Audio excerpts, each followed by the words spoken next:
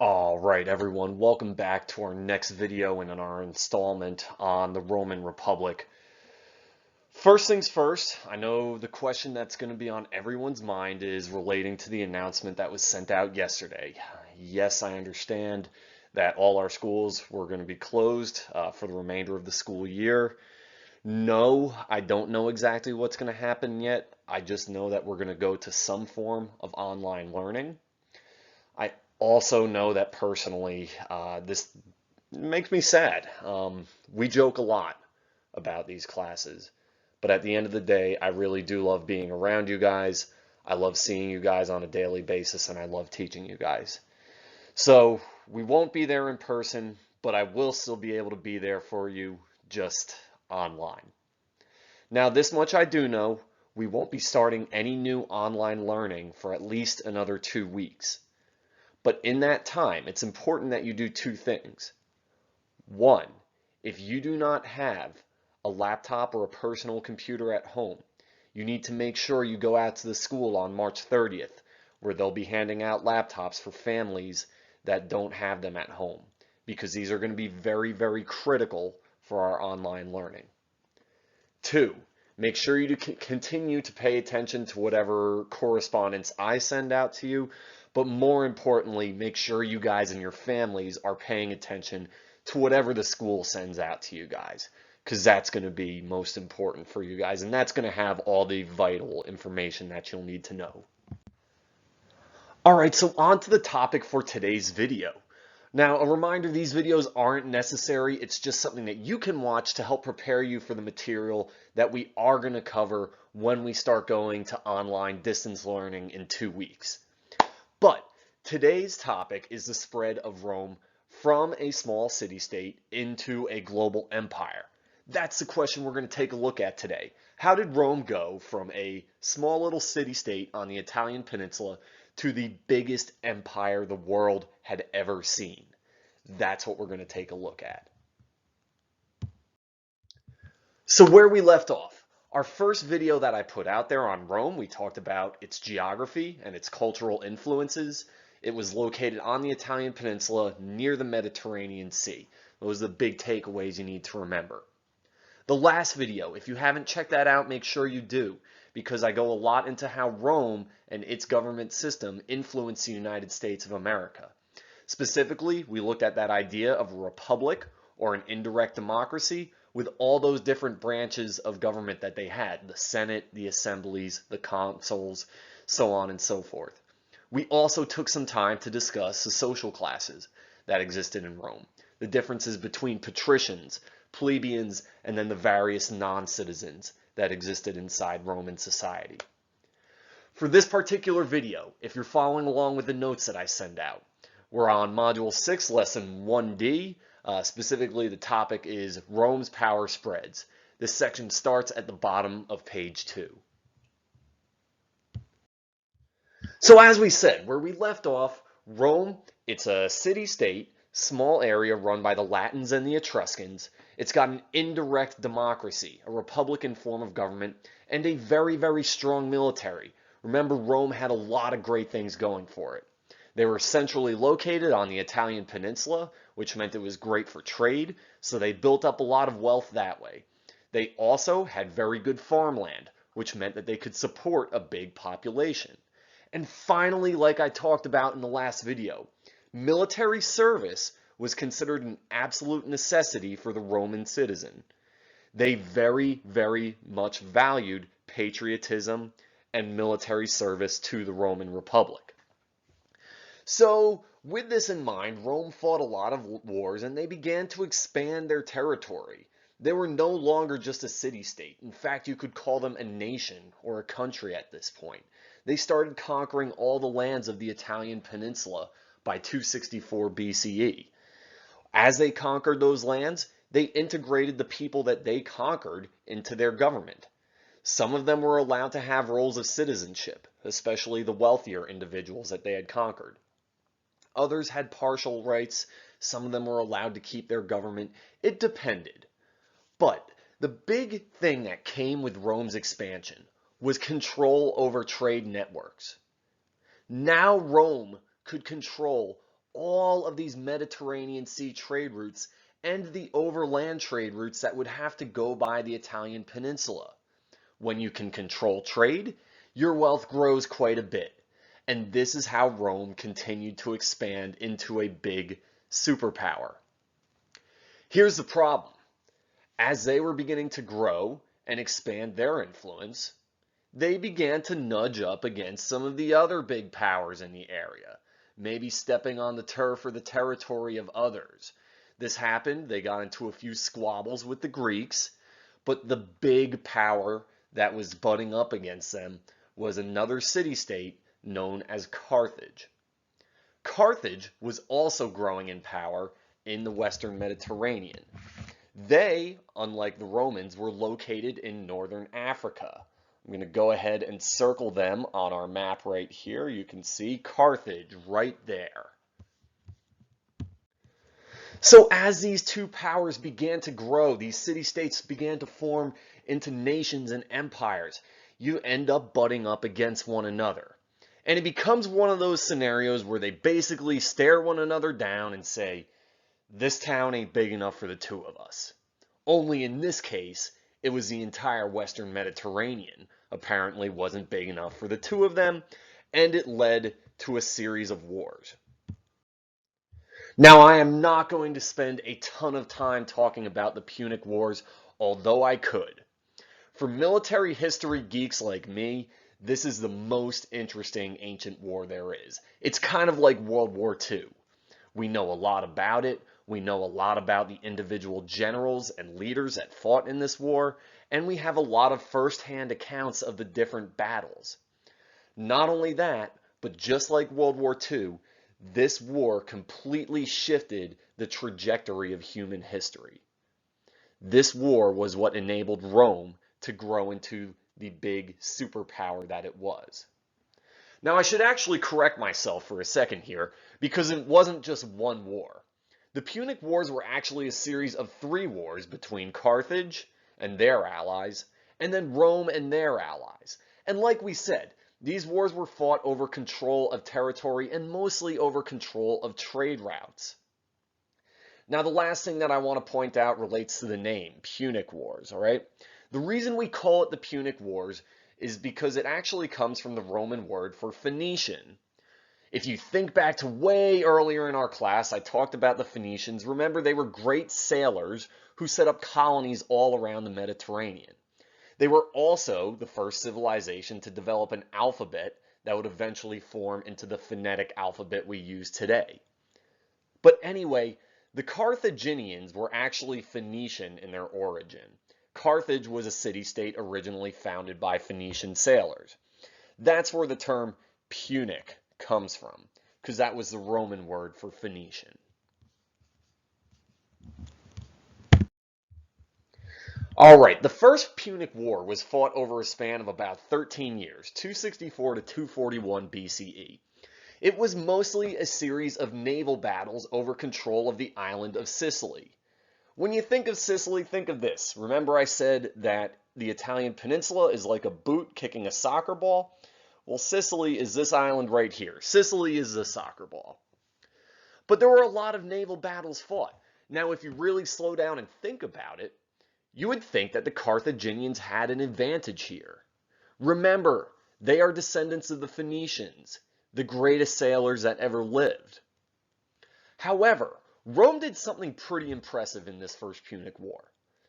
They found a Phoenician ship washed ashore on their lands, and they went in and they reverse engineered these ships to form their own.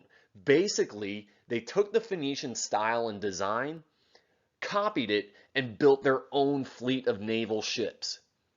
This enabled them to fight the Phoenicians at sea. The two main generals for the Romans, there was Appius Claudius, and then the Carthaginian general was a man named Hamilcar Barca. We need to remember his name because his son is going to be very important. But anyway, fun fact about him, the city in Spain, Barcelona, is named after Hamilcar Barca. Over the series of all these wars, eventually the Carthaginians were defeated by the Roman legions. Remember, the legions being those Roman professional armies. They were very, very strong, very well trained. Not quite at the same level maybe as the Spartan armies, but almost there. And they fought in a very similar style to the Spartans. They fought in what you might call a tortoise formation, which you can see there that I just circled. Pretty interesting stuff. But what you need to know was the first war ended with Rome winning and gaining control of the island of Sicily. The Second Punic War is the one that we know the most about. This was a series of multiple battles fought over 16 years. The main generals. For the Romans, there was a general named Scipio Africanus, and the Carthaginians had Hamilcar Barca's son, Hannibal. Hannibal is a very important figure in this war. When he was a young boy, after Hamilcar, his father, lost the first battle to the Romans, his father made him swear a blood oath that he would never befriend Rome or any friend of Rome. And he took that serious to the day that he died. Now, the way that he launched this second war, Hannibal took his army, which included tons of mounted men on horseback, cavalry, and then cavalry riding elephants, and took that whole army over the Alps mountains in the middle of the winter.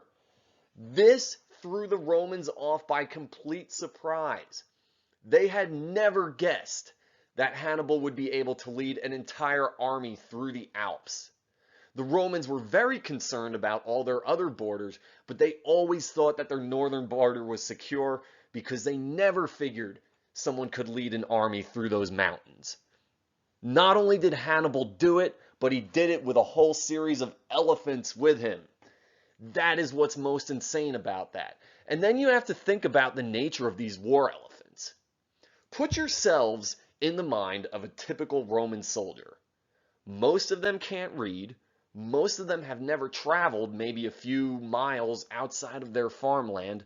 And most of them have only heard tales and stories of what exists overseas. They're on the battlefield. They know they're about to fight another army. And then, through the mist, you see not only another army approaching, but these giant gray monsters that you have to fight now. Not only were the elephants useful from a military perspective, but they scared the living bejesus out of those Romans. So much so that Hannibal and his army were able to occupy Italy for 17 years. However, the Romans were very resilient. Every time Hannibal tried to trap their entire army, they would move away and pick him off and continue fighting him. And it became a war of attrition. Hannibal very much focused on destroying a lot of the Roman land. Eventually, after 17 years, the Romans, under Scipio, were able to launch an attack on Carthage. So they took their army down to Carthage. And they had this great battle, the Battle of Zama, where Hannibal was finally defeated by Scipio. I'll end up sending you guys a link to another video about this because the Second Punic War is one of the most interesting wars out there. Finally, the Third Punic War. Now, this one happened a little bit later on. At this point in time, Hannibal is gone. He actually committed suicide helping another group of people rebel against the Romans.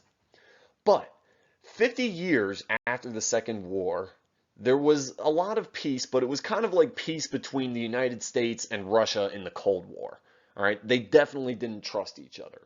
In fact, there was one Roman senator who every single speech he would make would always end with Carthago delato est, which meant Carthage must be destroyed, which I personally find hilarious, by the way.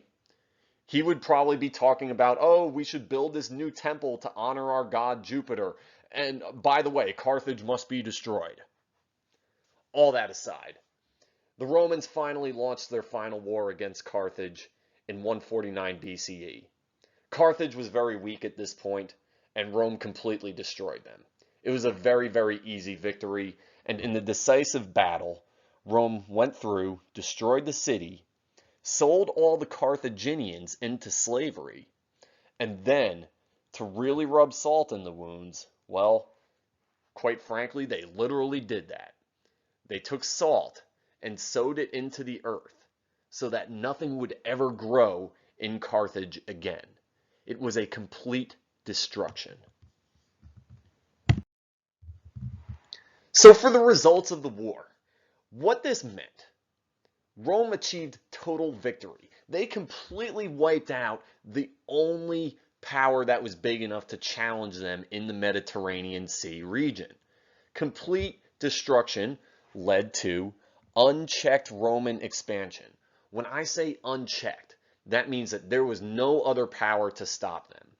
Rome was able to expand its empire all the way from Spain to Greece and Asia Minor within the span of about 20 years after the Third Punic War. At this point, Rome is now the dominant superpower in Europe. So you can take a little look here at the map of Roman expansion. This map shows 212 BCE, right after that Second Punic War. And that was all the territory that Rome controlled. By the end of the Third Punic War, their empire looked like this. Massive. And this enabled that unchecked expansion. This is what enabled the Romans to just continue growing. As they would conquer one place, they would need more troops and more land to feed those troops, right? Because you've got to grow crops to feed your army. So that would lead them to go on and conquer more land. And they just had to keep growing this whole time. And they ended up encompassing a lot of the parts of the world that we've already studied around the Mediterranean. As you can see, they started in Italy. After the Punic Wars, they owned Carthage and Spain, the land down there in the Iberian Peninsula. Shortly after conquering Spain, they also went through and conquered the Macedonians and the Greeks, and started taking land on Asia Minor as well. They moved on to Asia Minor, continuing to go through there. They would move down and expand into Judea as well. That included the city of Jerusalem, and this will be important when we begin to get to our lectures on Christianity and early Christianity during the Roman Empire. The Romans also, under the leader Julius Caesar, who I'll talk about in my next video, they went on to conquer the land that they called Gaul. Today, we would call that land France. They also conquered Egypt. They spread their empire as far as Great Britain in the north, and then even made their way all the way into Mesopotamia. Almost all the lands that we studied so far in class were conquered by the Romans. They didn't go out to conquer India, and they didn't go out to conquer China, but the Romans had plenty of trade relationships with these lands because there was no one there to check them in between. So this is how Rome grew into the largest empire the world had ever seen. I hope you guys enjoyed that video. I know I get a little bit passionate when I talk about ancient warfare. It's just my thing. What I'm going to do here is post some links to some other videos about the Punic Wars for those of you that are interested in learning more about it, because it is some pretty cool and interesting stuff. I hope you guys enjoyed this. Again, if you have any questions, please feel free to message me on Remind, email me, or message me through Canvas. Hope you all stay safe and stay healthy, and take care. I'll talk to you again soon.